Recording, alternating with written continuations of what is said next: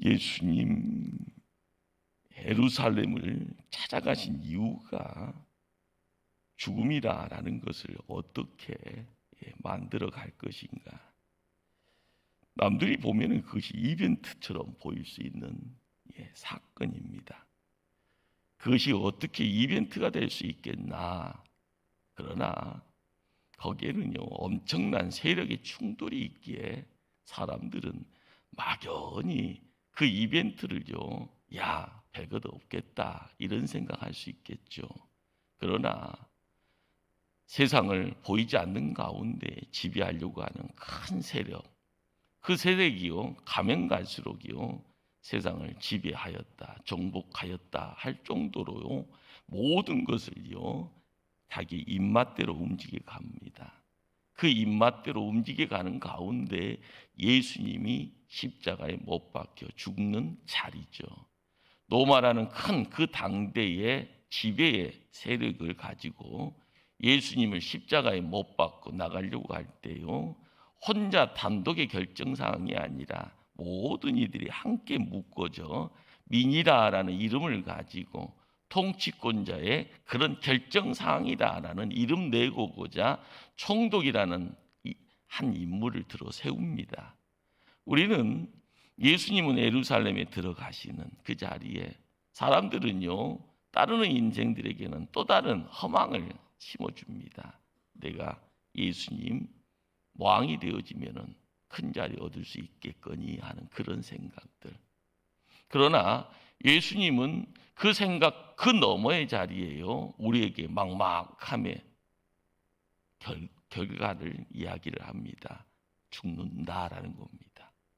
나 죽는다. 누구는 왕 되어질 줄 알고 따라가고 있는데 예수님은요 나는 십자가에 죽어야 된다라는 그 사실. 그 사실에 보이지 않는 세력이 어떤 세력입니까?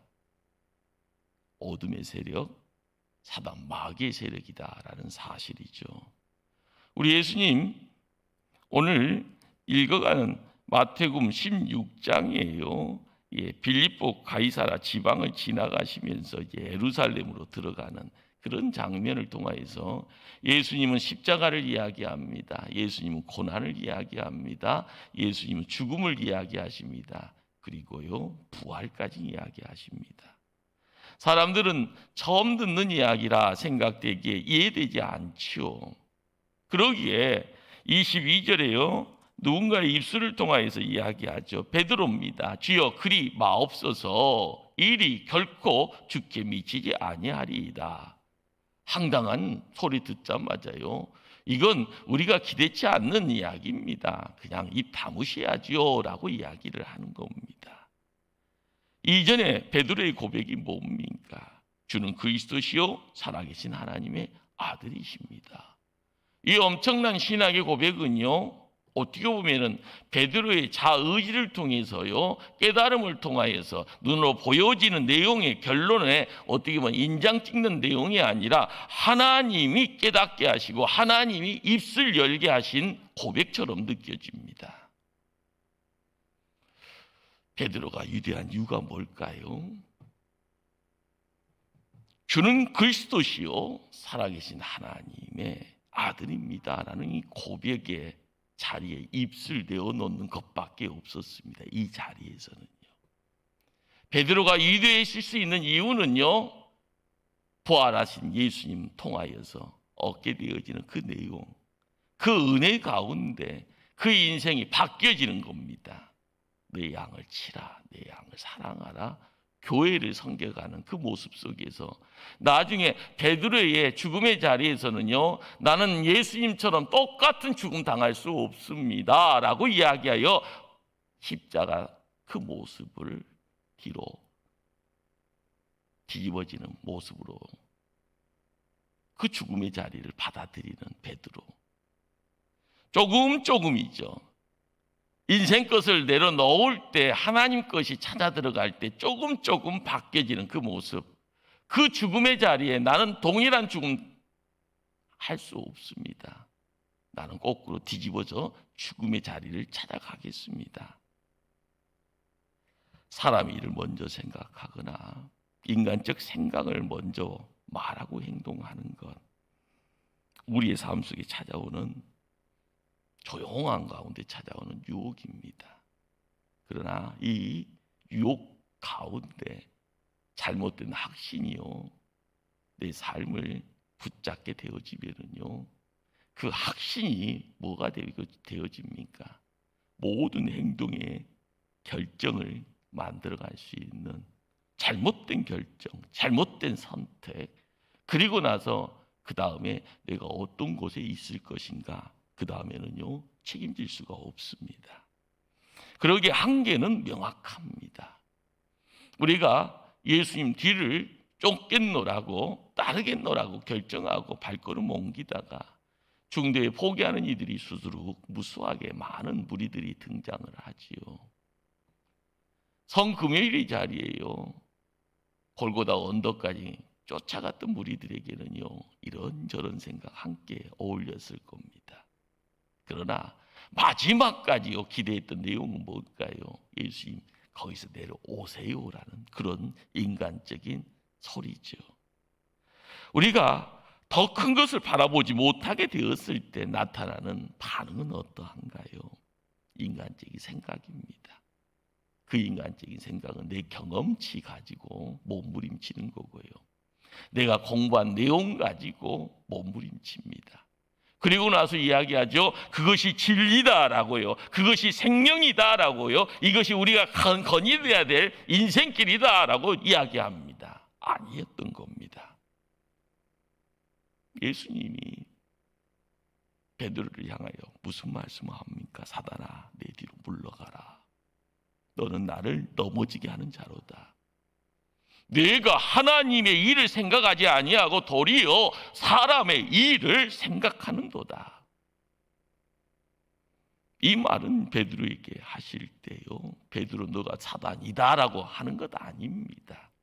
베드로 안에요 사단의 생각이 자리 잡고 있기에 지칭한 거죠. 사단아 물러가라고요.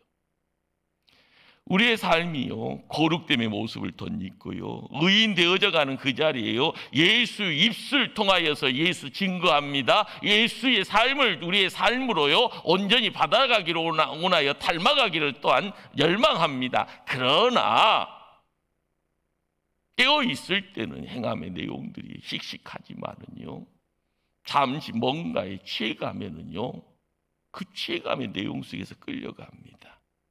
정신 차려야 되는데, 나를 지켜야 되는데, 내 지킴의 자리에 내 안에요 예수가 왕이 되어서 나를 다스려 주시고 인생길을 이끌어 주셔야 되는데 누군가가 와서요 흐트러 놓습니다. 미혹합니다. 끊임없이요 내 삶이 바른 길이 아니다라고요 우리를 힘들게 합니다. 우리도 때때로 베드로처럼 사람의 일을 먼저 생각하게 되었을 때 하늘의 소리가 들려올 수도 있습니다. 사단아, 내 뒤로 물러가라. 너는 나를 넘어지게 하는구나. 하나님의 선한 뜻 가로막을 수 있는 거죠. 눈에 보여지는 예수님이 십자가 지고 가는 길 안 되잖아요. 안 됩니다. 할 수 없습니다. 앞에서 막는 자도 있을 거고요, 뒤에서 막는 자도 있을 거고요.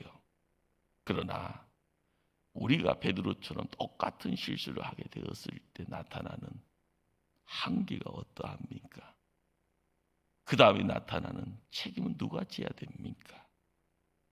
그러기에 우리 예수님 오늘 읽었던 24절의 말씀을요 우리에게 말씀으로 허락합니다. 누구든지 나를 따라오려거든 자기를 부인하고 자기 십자가 지고 나를 따르라.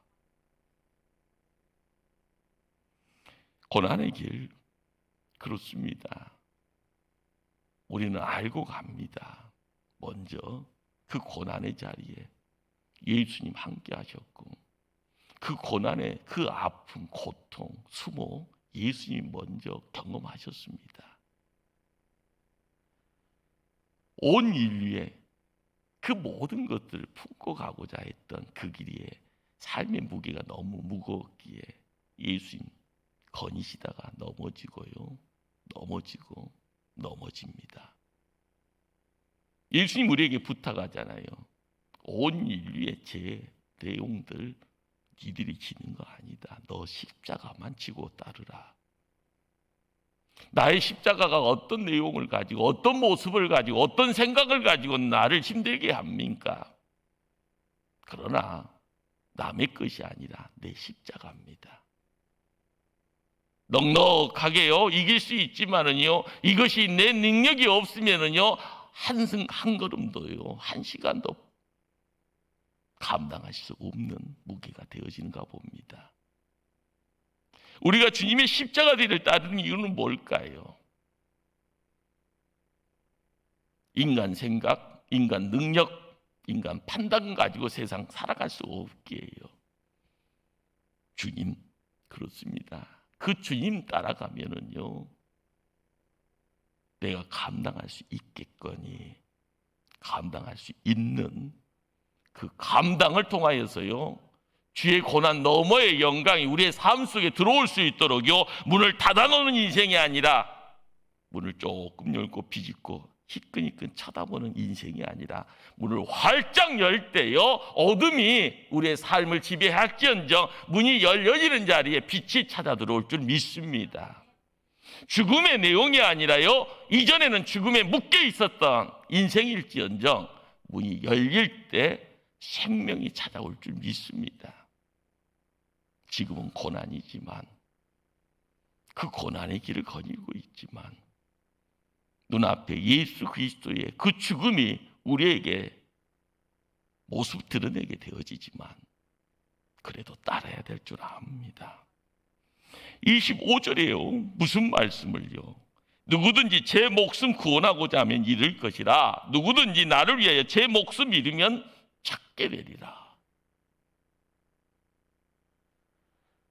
말하기 좋아하는 사람들은 이 패러독스라는 역설이라는 이 말 자체가요 말 장난이라고 이야기를 합니다. 말 장난처럼 보이죠. 그러나 우리 편에서는 말 장난처럼 보일지언정 하나님은요 그 단계 넘어야 된다. 그 수준에서 좀 한 걸음 더 가야 된다. 그 이야기하는 겁니다.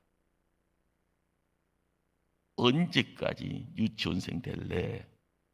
언제까지 초등학생 수준 될래? 언제까지 세상 잘난 맛에 살아가는 중2병에 갇혀져 있는 청소년 시기 보낼래? 이제는 세상을 향하여서 한번 마음껏 뭔가 할 수 있는 일꾼 아니냐. 우리가 이 고난이라는 이 시간대를 어떻게 보내고요 이 고난의 무기를 어떻게 넉넉하게 이길 수 있고자 몸부림치느냐에 따라서 우리가 믿음의 사람으로서 자리매김할 수 있을 줄 압니다. 훈수 두는 것은 쉽다고 하죠. 대국자는요 땀 뻘뻘 흐르는데요 훈수자들은요 야 그것도 모르냐 한 수 앞을 못 보냐 이야기합니다. 퍽퍽하지요. 야 그러면 네가 해라 이렇게 할 수 있는 그런 상황. 그런데 고난의 길을 거닐 때는 우리는 훈수가 아닙니다. 우리는 대국자입니다.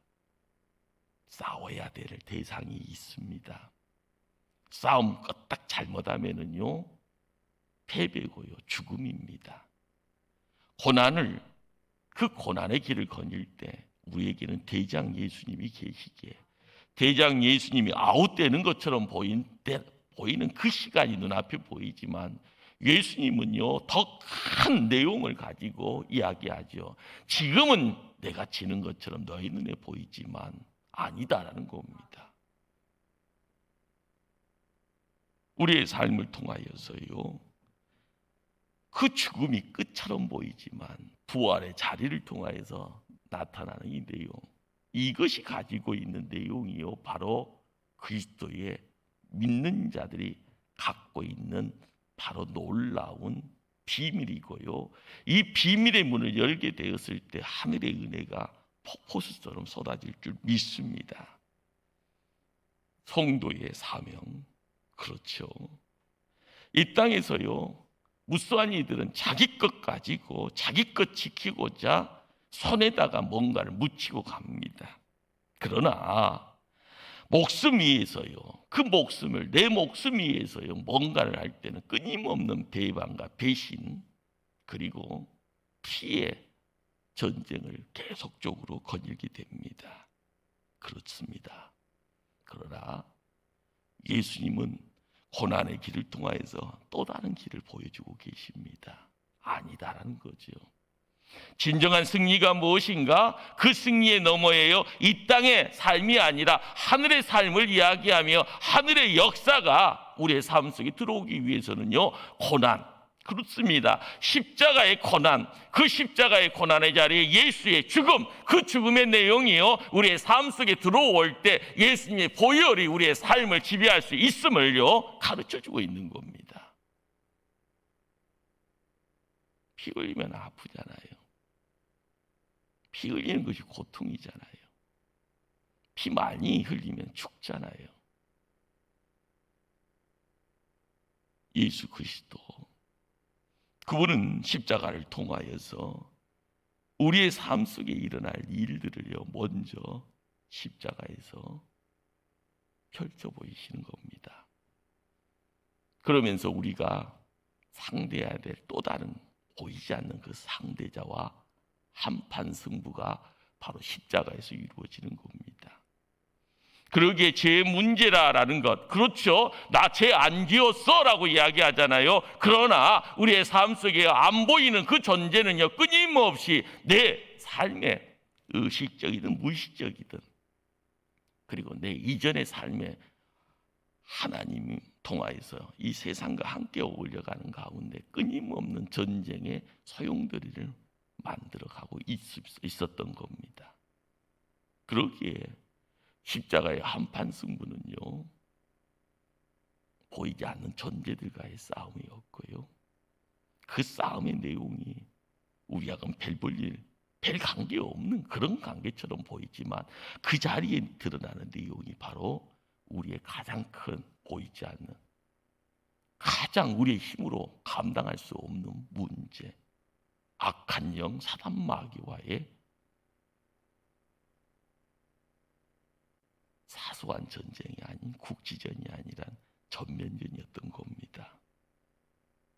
그러기에 하나님의 백성들이 고난의 길을 거닌다라는 것은요, 우리는 행할 수 없는 이 전면전의 전쟁에 주님이 그 전면전의 자리에 나가셔서 직접 싸우시고 직접 온몸으로요 그 모든 것을 한 번으로, 단 한 번으로 해결하시고요, 우리에게는 그 길이 어떤 길이다라는 것, 그걸 보여주셨던 겁니다. 그러기에 우리는 봐야 되지요. 성전의 휘장이 찢어지는 이유에 대해서요 고민하셔야 되고요, 휘장이 찢어지는 그 시점에서요 하늘의 지성소가 열려지는 것을요 우리가 봐야 되는 겁니다. 그래야지 멋진 인생 살아갈 수 있는 거고요, 그 멋진 인생이 한 번 살아가는 인생이에요 삶의 주인공으로서의 자리매김할 수 있는 겁니다. 세상 사람들 깨닫지 못하잖아요. 그러나 고난의 길을 동참한 우리는 깨달아야 되는데, 이 거룩한 시점에, 거룩한 장소에 우리가 봐야 될 하나님의 선물을요 우리가 얻지 못하고 하산한다 하면 이거 억울한 일입니다. 그러게 조금 더입니다.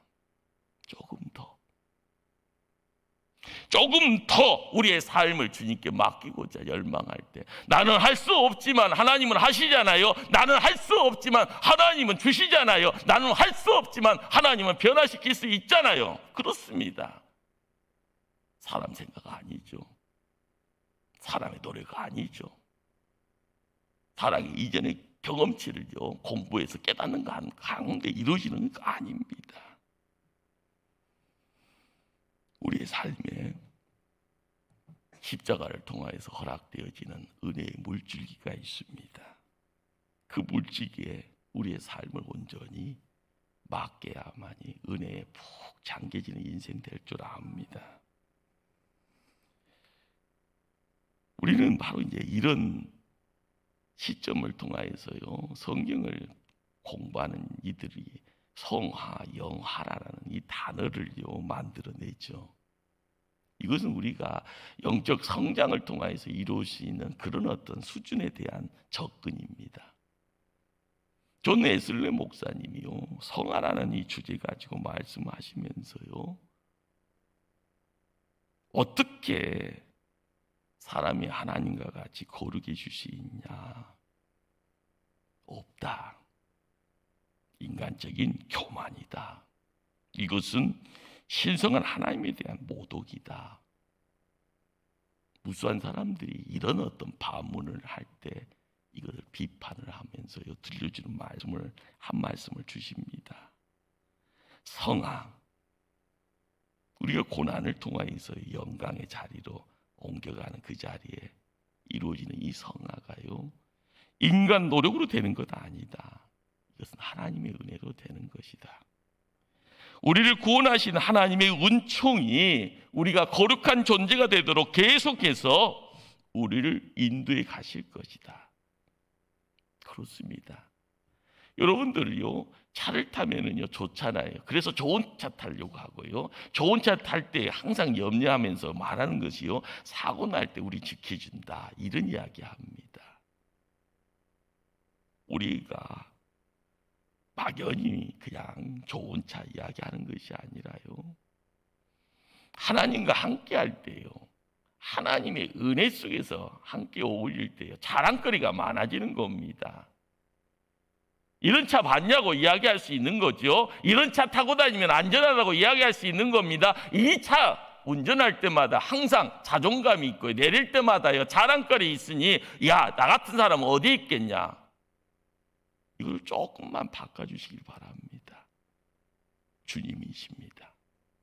주님과 함께 인생길 거녀야 되고요, 주님 통하여서 이룰 수 있는 세상이 또 다른 세상이 있는 거고요, 주님 통하여서 함께 가면은 세상에 아무런 악한 영 사단 마귀가 우리를 핍박하고 우리를요 압박하면서 우리를 죽이려고 할지언정 지켜지는 겁니다.